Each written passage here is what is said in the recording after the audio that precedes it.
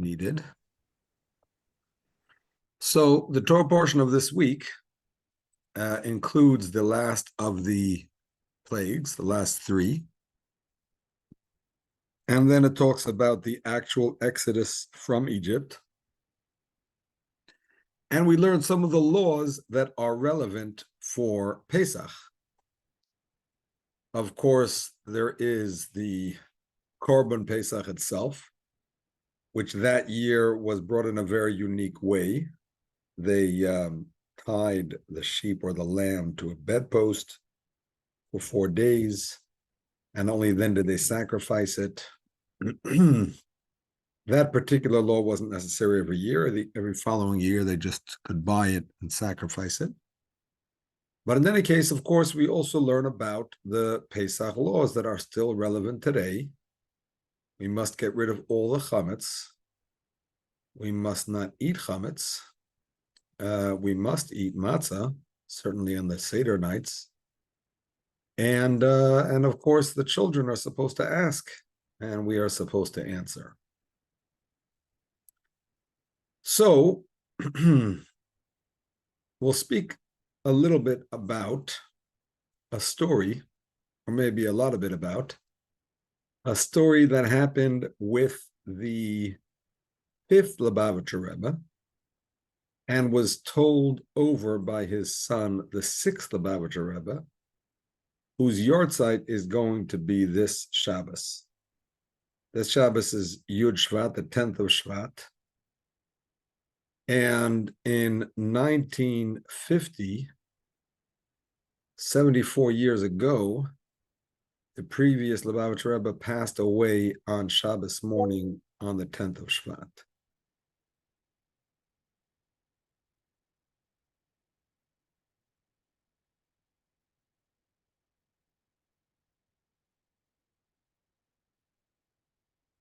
Hold on one second.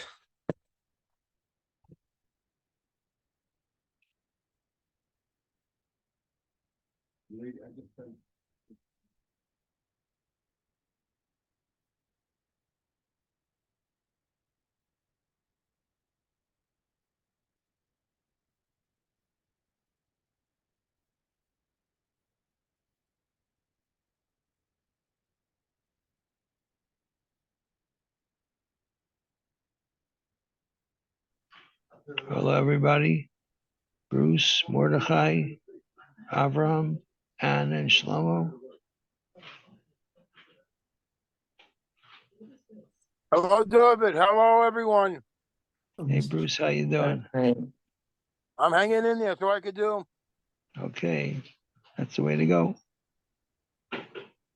You're doing well, David? I'm doing good, Baruch Hashem. Thank God, yes.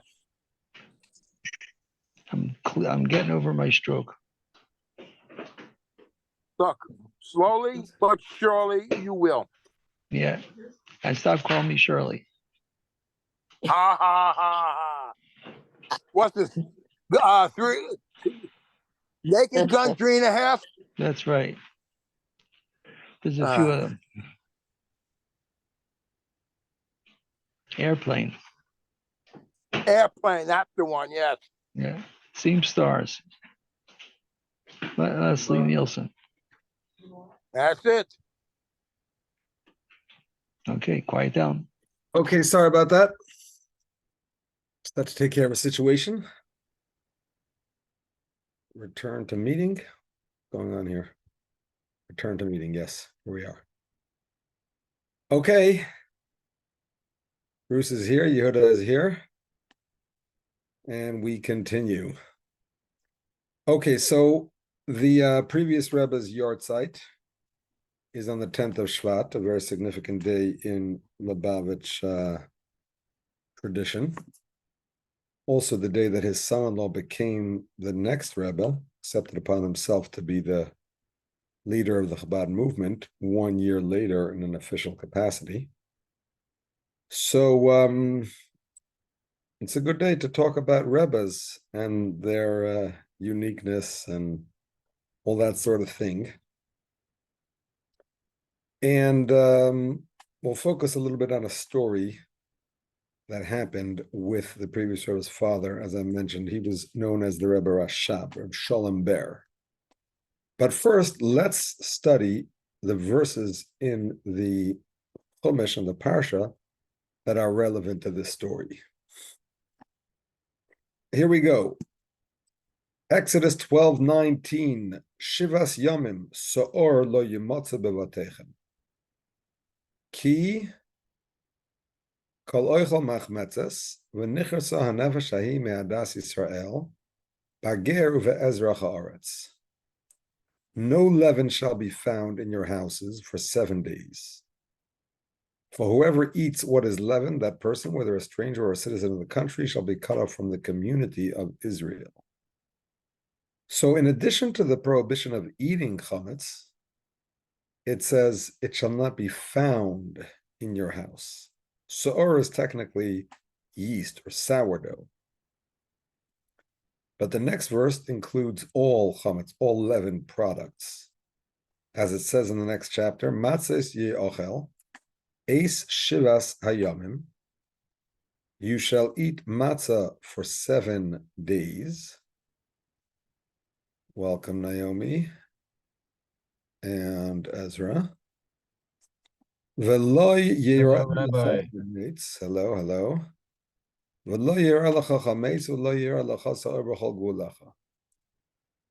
leavened bread shall be found with you, and no leaven shall be found in all your territory.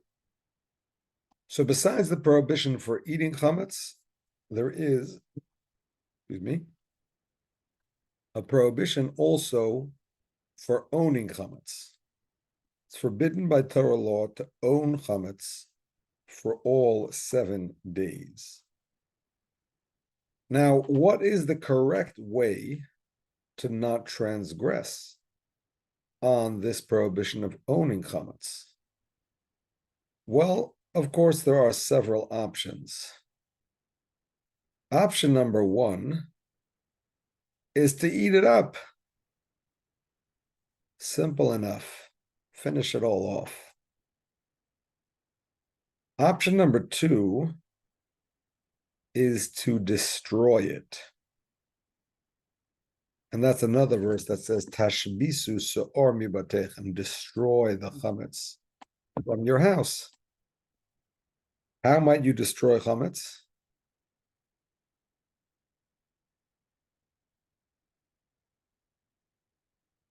You burn it, You burn it. That's the most common method.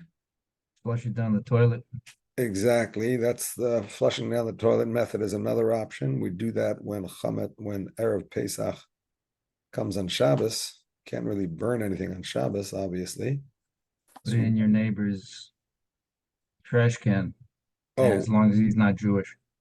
So another option is not to actually destroy it, that's correct, is to rather declare it ownerless. And when you make it ownerless, obviously you're not the owner of it. And the prohibition is to own it. Even though it says, lo yeroeh, shall not be seen, which makes it sound as if there's a problem to physically see it. But the verse that we quoted also says, v'lo yeroeh lecha chametz. V'lo yeroeh lecha sa'or. Chametz shall not be seen to you. Meaning to say, if it does not belong to you, if it belongs to a Gentile, or if it's ownerless, there's no prohibition to see it per se. It's only if it's yours that it's a problem. So yes, you could simply declare it ownerless. Now, why do you have to put it outside of your domain if you're declaring it ownerless? Why can't you just leave it in your cupboard? Leave it in your, liquor cabinet, freezer, fridge, whatnot, and declare it ownerless. Make a big announcement. Erev Pesach after Shacharis, hey guys, any chametz in my house is absolutely ownerless. Anybody wants to come and take it, they can. Why is that not good enough? Why do I have to take it out, put it in a public place? Because it's not ownerless if your front door is closed Okay, so let's I leave my front door open, or I all put a the time, no, no, 24 hours a day. I just put a sign on it that says there's ownerless chametz available here. When anybody who wants it, please knock, and I'll make it available for you.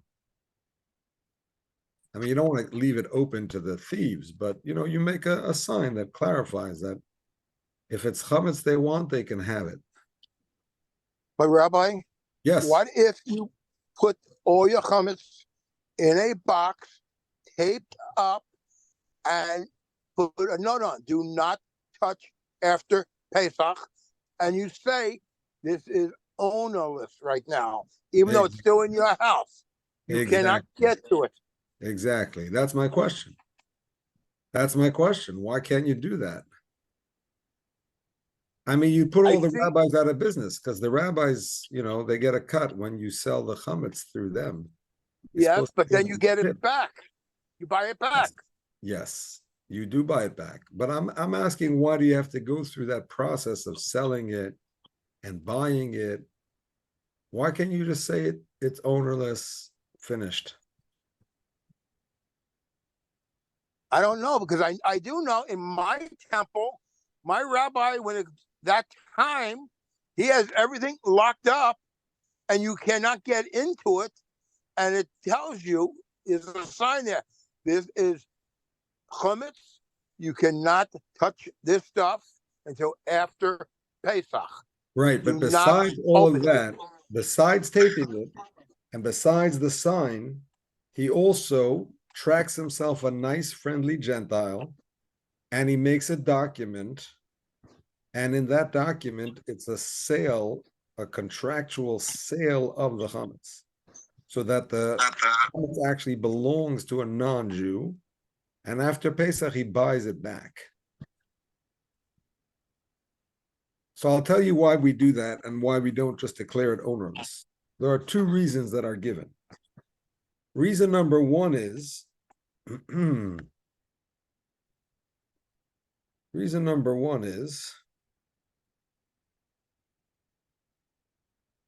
just lost somebody.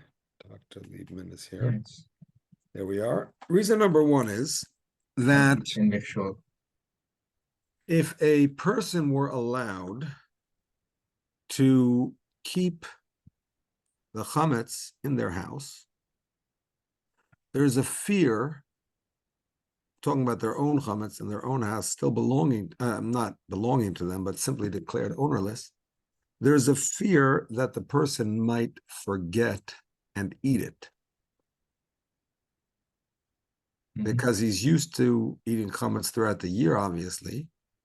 And this chametz, even though it doesn't belong to him technically, but it doesn't belong to anybody else either. So there's not really a good reminder, a good mechanism to remind him not to eat it. That's issue number one. So the sages said you can't just declare it ownerless because of that reason.